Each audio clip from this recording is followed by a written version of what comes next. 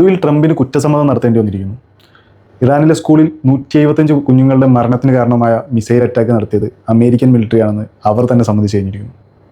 Satellite വിഷ്വലിൽ വന്ന മിസ്റ്റേക്കാണ് അത്രേ കാരണം.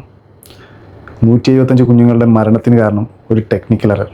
ഇതിലും വലിയൊരു ദുരന്തം ലോകം ഇതിനു മുൻപ് കണ്ടിട്ടുണ്ടായില്ല. ഇനി എനിക്ക് പറയാനുള്ളത് അമേരിക്കയുടെ കാല് നക്കി കിടക്കുന്ന, അവരുടെ ചെരുപ്പ് തലയിൽ വെച്ച് കിടക്കുന്ന ചിലരോടാണ്. ഈ വാർത്തയൊന്നും കണ്ടാൽ നിങ്ങൾ വിശ്വസിക്കില്ലെന്നറിയാം. കാരണം നിങ്ങളുടെ വാട്സപ്പ് ഗ്രൂപ്പുകളിൽ വന്ന ഫോർവേഡ് മെസ്സേജ് മറ്റൊന്നായിരിക്കുമല്ലോ. ആ സ്കൂളിൻ്റെ അടിയിൽ വലിയൊരു മിസൈൽ നിർമ്മാണ കേന്ദ്രം ഉണ്ടായിരിക്കുമെന്നും അതിനെയാണ് അമേരിക്ക അറ്റാക്ക് ചെയ്തതെന്നും അതല്ലെങ്കിൽ ഇറാൻ തന്നെ അവരുടെ കുഞ്ഞുങ്ങളെ അറ്റാക്ക് ചെയ്ത് കൊന്നതാണെന്നും ഒക്കെ ആയിരിക്കും നിങ്ങളുടെ ക്യാപ്സ്യൂൾ.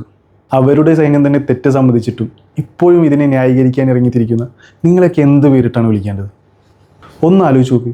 ഒന്നും അറിയാത്ത 175 കുഞ്ഞുങ്ങളാണ് ആ സ്കൂൾ മുറ്റത്ത് വെന്ത് മരിച്ചത്. അവർക്ക് എന്ത് രാഷ്ട്രീയമാണ് ഉണ്ടായിരുന്നത്? അവർക്ക് എന്ത് യുദ്ധമാണ് അറിയാമായിരുന്നത്? എങ്ങനെയാണ് നിങ്ങൾക്ക് ഇതിനെ ന്യായീകരിക്കാൻ പറ്റുന്നത്?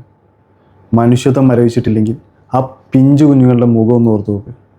അധികാരത്തിന് വേണ്ടിയുള്ള ഈ കളിയിൽ എപ്പോഴും ബലിയാടാവുന്നത് പാവപ്പെട്ടവരും നിരപരാധികളുമാണ്. ഒന്നോർത്തോളൂ, നുണകൾക്ക് ആയുസ് കുറവാണ്. സത്യം എത്ര വൈകിയാണെങ്കിലും പുറത്തു വരും. അമേരിക്കയുടെ യുദ്ധക്കുറ്റത്തിന് കാലം മറുപടി പറയുക തന്നെ ചെയ്യും. ന്യായീകരണ തൊഴിലാളികൾക്ക് ഇനിയും ഇതിനെ വെള്ളപൂശണമെങ്കിൽ അത് നിങ്ങളുടെ മനോനിലയുടെ തകരാറാണ്. നിങ്ങളുടെ നിലപാട് എന്താണ്? കമൻറ്റ് ബോക്സിൽ രേഖപ്പെടുത്തൂ.